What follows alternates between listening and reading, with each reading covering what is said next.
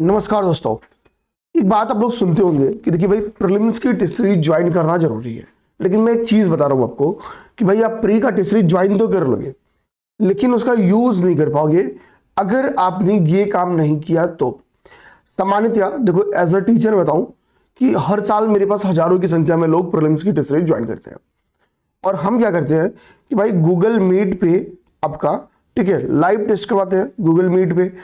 But मैं देखता क्यों ना कि चाहे मैं गूगल मीट की बात करूं या सिर्फ वो अपना पेपर करके सबमिट करते, दोनों ही मुद्दे की बात करूं, तो पहली बात तो पेपर देने मतलब पेपर ज्वाइन करना और पेपर देना, इन दोनों में ही डिफरेंस आता है। तो पहला डिफरेंस आता है कि लोग ज्वाइन तो कर लेते हैं लेकिन पेपर नहीं देते हैं। तो पहला काम आपको ये करना है कि पहली कमी क्या होती है कि लोग पेपर नहीं देते।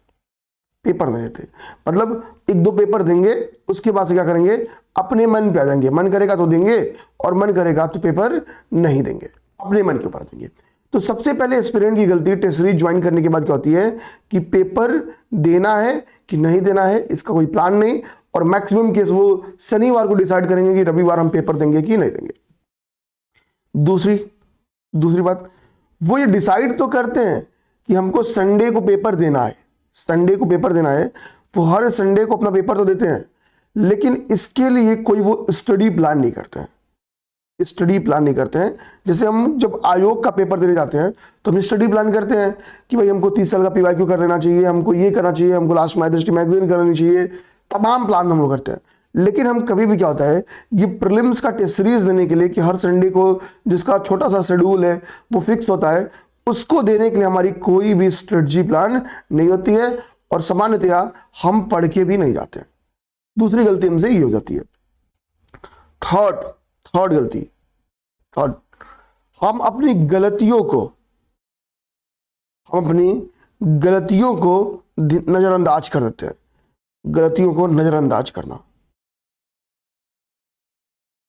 इसका मतलब क्या होता है, गलतियों के नजरअंदाज से मतलब होता है कि फॉर एग्जांपल आपने पेपर दिया और आपने क्या देखा कि भाई मुझसे कुछ बेसिक गलतियां हो रही हैं, जो कि क्या है, रीडिंग बेस्ड गलतियां हैं। मतलब क्वेश्चन को हमने तेजी से पढ़ लिया और हमने उसमें कहीं बीच में नॉट लिखा था, वो ध्यान नहीं दिया, ठीक है, या कोई बीच में ऐसे टर्म्स लिखे थे जो उस स्टेटमेंट के मीनिंग को ही अपोजिट बना दे रहे थे, जिससे स्टेटमेंट क्या हो रहा था, क्वेश्चन गलत हो जा रहा था, स्टेटमेंट गलत हो जा रहा था, वो हम नहीं पकड़ पाए, ठीक है।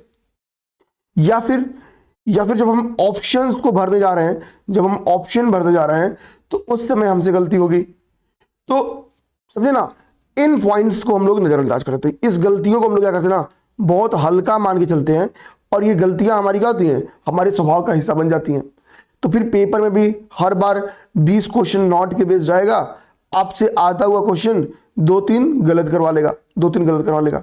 अब ये 2-3 क्वेश्चन भी हमारे लिए क्या है, सर का विपत है भाई, अगर ऐसी बेसिक गलतियों से भी हो जा रहा है। ये अगला एक चीज का देखने को मिलती है, जो फोर्थ गलती देखने को मिलती है, फोर्थ गलती, कि हमारे पास एग्जाम प्लान नहीं होता है। एग्जाम प्लान से यहां मतलब है मेरा कि जैसे मान लो कि हम लोग यूपी पीसीएस का जब मेन पेपर देने गए तो हम एक स्ट्रेटजी बनाते हैं कि भाई हमको क्या है, 145 क्वेश्चन प्लस अटेम्प्ट करना है। फिर हम स्ट्रेटजी क्या बनाते हैं कि भाई हमको फर्स्ट वन आवर में पहले जो आते हुए क्वेश्चंस है, ठीक है, लगभग 90 क्वेश्चन, मैं कहता हूं पहले 1 घंटे में 90 क्वेश्चन टारगेट करने के लिए हमको 90 क्वेश्चंस टारगेट करने हैं और उसके बाद से फिल कर देना आने वाले 10-15 मिनट में जो भी हो। तो हम इसके लिए यहाँ पे बनाते टारगेट ना कि 145 प्लस अटेम्प्ट करना ही करना है, ताकि हम क्या है, तभी तो हम अपनी गलतियों को सुधारेंगे और नेट 100 पार कर जाएंगे। बट हम क्या देखता हूं मैं कि जब हम टेस्ट देते हैं तो टेस्ट में चूंकि क्या है, कनपट्टी पे बंदूक नहीं होता है, आप 2 घंटे पहले भी जा सकते हो भाई, रोक टोक उतनी नहीं रहती है। तो मैं देखता क्या हूं कि नॉर्मली लोग क्या होते हैं, कोई अपने मन से आएगा 1 घंटे में पेपर तक निकल जाएगा, कोई 1.5 आवर में निकल जाएगा, ठीक है। कोई क्या करेगा कि बोलेगा सर मैंने नेट 90 क्वेश्चन अटेम्प्ट किया है, कोई कहेगा सर 100 क्वेश्चन अटेम्प्ट किए हैं। आप यहाँ 90 अटेम्प्ट कर रहे हो, आप यहाँ 100 अटेम्प्ट कर रहे हो, लेकिन एग्जाम हॉल में आप कितना अटेम्प्ट करोगे, एग्जाम हॉल में आपको 145 अटेम्प्ट करना, कितना, 145। तो बात तो वही है ना कि भाई आप नेट प्रैक्टिस कर रहे हो मिडिल ऑर्डर में खेलने के लिए, और जब आपको वर्ल्ड कप खेलना है तो आप ओपनिंग करने लगे। भाई आपने प्रैक्टिस किया क्या, मिडिल ऑर्डर के लिए, और आप कर दिए ओपनिंग। तो सीधी सी बात है ना कि या तो पावर प्ले ही आपका होगा, बाकी आप खत्म हो गए, सिंपल सी बात। तो कहने का मतलब कुल मिलाकर मेरे भाई है कि ये एक प्रोसेस है, हमको डे वन पे जब हम टेस्ट ज्वाइन करें तो इन सभी की एक प्लानिंग बनाएं और उन प्लानिंग के अकॉर्डिंग ही टेस्ट दे। जैसे मैं बोलूँ एक सिंपल और शानदार क्या प्लानिंग होती है टेस्ट देने की, तो टेस्ट देने का जो सबसे बेहतरीन प्लान होता है, तो पहला ये होता है कि हमको दिमाग में रखना होगा कि भाई संडे को जो पेपर आपको देना है, जो संडे को पेपर देना है उसकी एक वीक की पूरी प्लान बनाओ कि कैसे हम एक वीक, या अगर अल्टरनेट संडे आपका पेपर हो रहा है तो 2 वीक में कैसे हम उस सब्जेक्ट को रिवीजन कर लो। जब 2 वीक में हो यानी अल्टरनेट संडे हो तो रिवीजन करना भी जरूरी है, तब फिर आपको रिवीजन करना भी जरूरी है। ठीक है, पहले ये काम। अब देखो जब हम पेपर देते हैं तो पेपर में 2 नेचर के क्वेश्चन आते हैं, फैक्ट बेस्ड क्वेश्चन आते हैं, फैक्ट बेस्ड और कॉन्सेप्ट बेस्ड क्वेश्चन आते हैं, कॉन्सेप्ट बेस्ड। अब जो कॉन्सेप्ट बेस्ड क्वेश्चन आते हैं और जो फैक्ट बेस्ड क्वेश्चन आते हैं, तो फैक्ट तो आपको याद करना है। इसके लिए मार्केट में देखो ऐसी एक बुक आती है जिसका नाम है जी का, लिख रहा है ना GKA, यानी जनरल नॉलेज अवेयरनेस करके ये बुक है, समानीकरण घटना चक्र की। आप अगर पूर्वावलोकन पढ़ते हो तो इसमें वही एक्सप्लेनेशन जो आप पूर्वावलोकन में पढ़ोगे ना, उसको वेल स्ट्रक्चर्ड करके लिखा गया है, कुछ अदर इंफॉर्मेशन भी इसमें जोड़े गए हैं। ठीक है, ये अपडेटेड भी रहता है। तो मार्केट से ऐसी बुक खरीद लो, या ऐसे मैं देखता हूँ कि क्राउन करके एक बुक आती है, आप ये ले लो इनमें से। तो इन 2 बुक्स में से कोई अच्छी ले लो, इससे आपके फैक्ट अच्छे हो जाएंगे, इससे फैक्ट अच्छे हो जाएंगे। और इन फैक्ट की विशेषता क्या है कि पेपर में अगर मैं करेंट अफेयर को भी शामिल कर लूँ और फैक्ट को शामिल कर लूँ, करेंट अफेयर और फैक्ट को शामिल कर लूँ, तो यहाँ से क्वेश्चन की संख्या 100+ होती है। कितनी? 100+ होती है, बल्कि और भी ज़्यादा होती है, 120 के करीब में, 120+, मान लो 120+ होती है। और कॉन्सेप्चुअली क्वेश्चन की संख्या कितनी होती है? मान लो 30 के करीब में, लगभग 30 क्वेश्चन कॉन्सेप्चुअली होते हैं, मतलब स्टेटमेंट। अच्छा, ये बदलता रहता है, जैसे 2024 में ये कहानी अलग हो गई थी, 2024 में कहानी अलग थी। 24 में मुझको लगता है कि लगभग 10 ही क्वेश्चन फैक्ट था, बाकी 130-140 तो कॉन्सेप्चुअल क्वेश्चन था। ठीक है, तो उसके पीछे कभी तो उस साल क्या हुआ था, कट ऑफ 74 के अकॉर्डिंग 24 में चला गया था।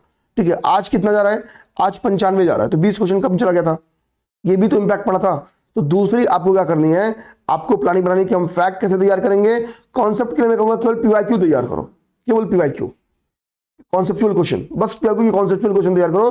फैक्ट अपना कहां से तैयार करो? इन बुक से तैयार करो। थर्ड चीज, अपनी प्लानिंग दो कि मैं 2 घंटे जब पेपर सॉल्व करूंगा तो पहले 1 घंटे में 1 आवर में मेरी क्या स्ट्रेटजी होगी, उसके बाद से, ठीक है, 1 घंटे के बाद जो पहले 1 घंटे में सॉल्व किया उसको फिल करूंगा, उसके बाद से लास्ट 45 मिनट जो 50 मिनट की स्ट्रेटजी हमारी क्या होगी, सेकेंड आवर की स्ट्रेटजी हमारी क्या होगी, उस स्ट्रेटजी को आप बनाओ।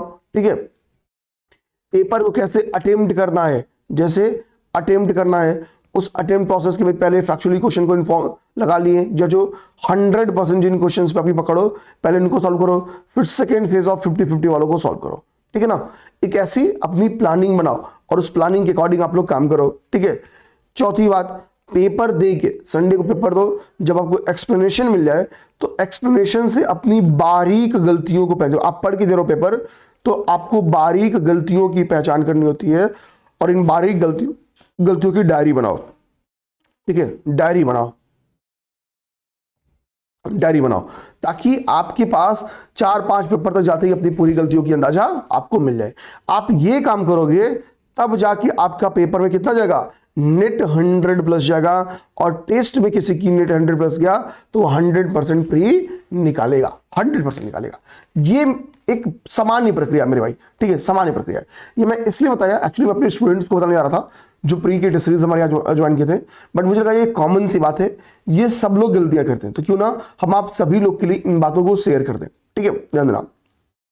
तो मेरा यही निवेदन, देखो आप अपना जब 1000, 500, 1500, 2000 जो भी किसी के टेस्ट सीरीज की फीस हो, 2-4 हज़ार, आप जब ज्वाइन करके टेस्ट देते हो वही तरीका है आपके रिजल्ट लेने का, और कोई नया और यूनिक तरीका नहीं है। बट ध्यान देना मेरे भाई, हमको कंटिन्यूअसली प्रीलिम्स तक टेस्ट देते रहना होगा, कहीं दो, ठीक है ना, ये चीज अपने दिमाग में मेरे भाई रख लो। ठीक, तो ये थी सिंपल टेस्ट की स्ट्रेटजी। ये काम नहीं करोगे तो टेस्ट आप 2 नहीं 200 लगा जाओ, कोई मतलब नहीं है, ठीक ना। बट अगर आपने 30 पेपर भी इस हिसाब से लगा लिया फिर आपके काम बन गए, ठीक ना। चलिए मिलते हैं नेक्स्ट वीडियो में, जय हिंद।